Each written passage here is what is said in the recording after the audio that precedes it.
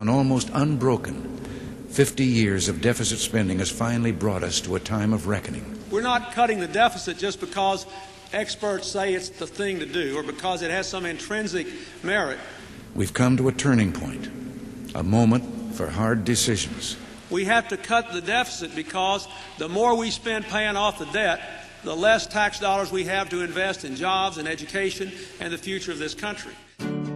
We as a country are living beyond our means.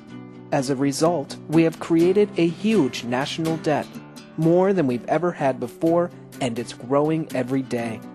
If we allow this trend to continue, the interest alone on the national debt will become more than the nation can afford. We're fast approaching a situation that is simply unsustainable.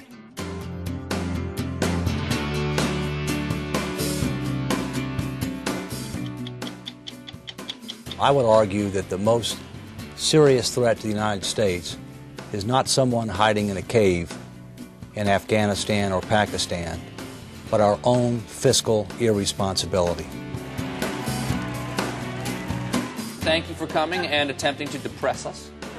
Oh, no. I think mission accomplished. We got to get serious, though. Is it possible? Can we win against this money thing? We can win if the young people get engaged and involved, because they're going to pay the price and they're going to bear the burden if they don't.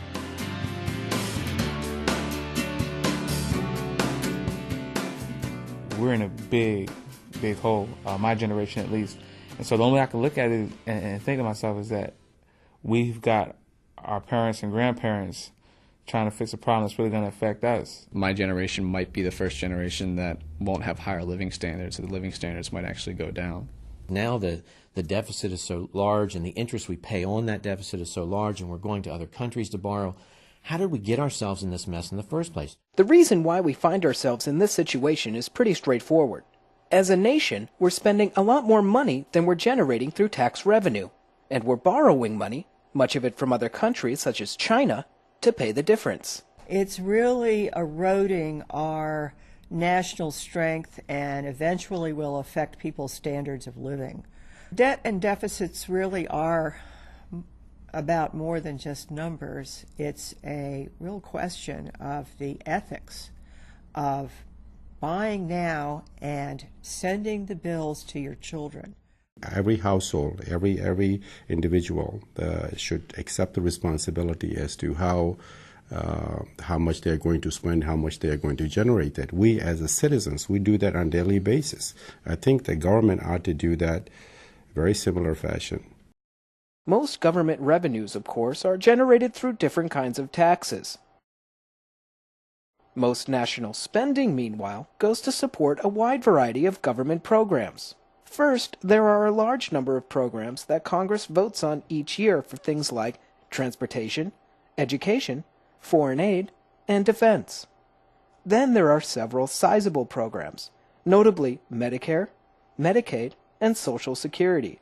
These are called mandatory programs because they are funded automatically each year to provide benefits to all individuals who qualify based on age, income, or disability. On top of all that, interest on the federal debt must be paid each year. Now here's the thing that's worrying many experts. In 2008, the huge baby boom generation will begin to retire, and spending on those big mandatory programs will begin to balloon. The baby boom generation is about 78 million.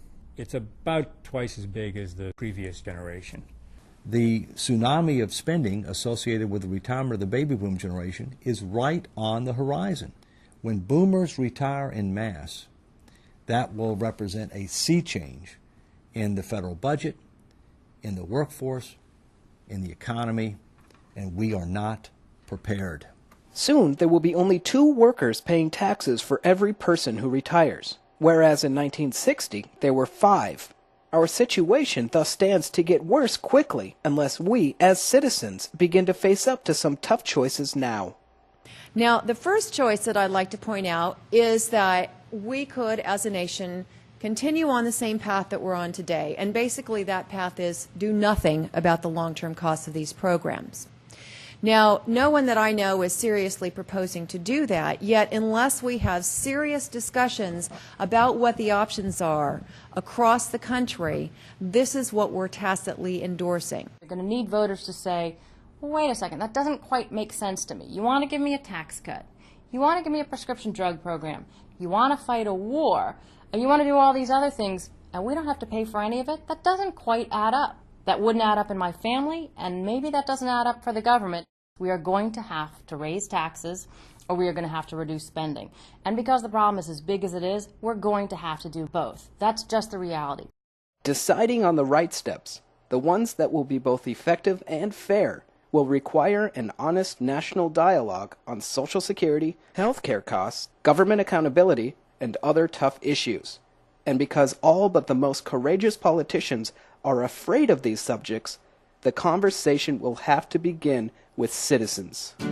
What specific types of recommendations for tax increases and benefit decreases would you recommend?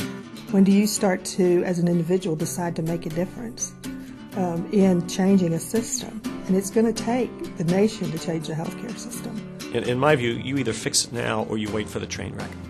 And that's not, in my view, acceptable, because when the train wreck occurs, it's going to cost a lot more. We can't put this off and say, well, the politicians will deal with it. It's not just the politicians, it's what we do as American citizens. As voters, we all contributed to allowing the problem to go on for as long as it is. We all have to take some responsibility for fixing it. The public themselves has to engage and say, you know, it's my responsibility to get involved in this too.